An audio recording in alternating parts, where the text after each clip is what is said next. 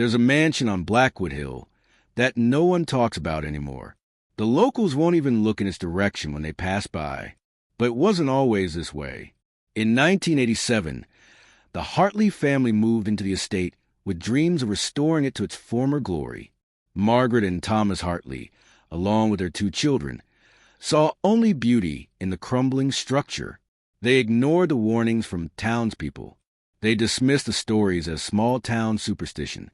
The first week was normal, unpacking boxes, planning renovations, the children exploring the vast rooms and hidden corridors. But on the 8th night, Margaret heard footsteps in the hallway, heavy, deliberate footsteps that stopped right outside their bedroom door. When Thomas opened it, no one was there. The footsteps continued every night, always at 3:17 a.m., always stopping at their door. Then the whispers began, faint voices speaking in a language none of them recognized. The children stopped sleeping.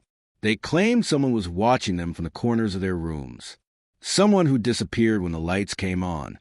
Thomas found the diary in the attic 3 weeks after they moved in. It belonged to Elizabeth Blackwood, the original owner's daughter. The entries were disturbing. She wrote about the experiments her father conducted in the basement, about the people who came to the house and never left, about the things that lived in the walls. The final entry was dated October 31st, 1889. Elizabeth wrote that the doors were opening, that her father had succeeded, that they were coming through. The entry ended mid-sentence with a long streak of ink across the page. Margaret wanted to leave immediately, but Thomas was convinced there was a rational explanation. He decided to investigate the basement.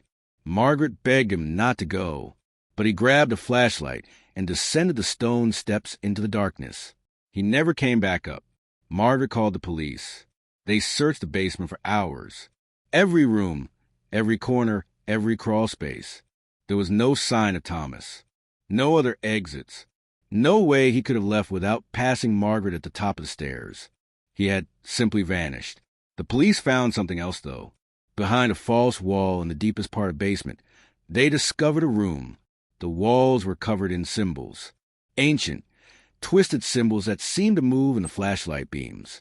In the center of the room was a chair with leather straps, and surrounding it were dozens of photographs. Photographs of people. People the town had forgotten.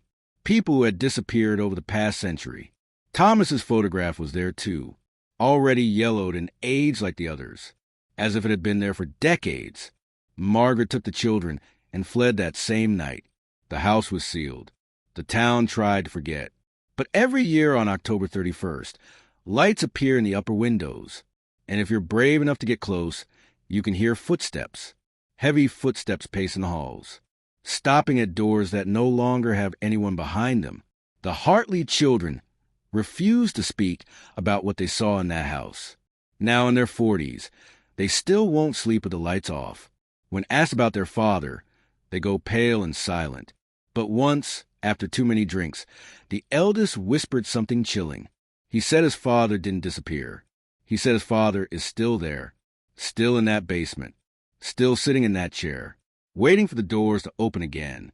The mansion still stands on Blackwood Hill, empty, waiting, and sometimes, late at night, people driving past swear they see a figure in the attic window, a man pressing his hands against the glass, a man who looks exactly like Thomas Hartley, a man who's been trying to get out for 37 years.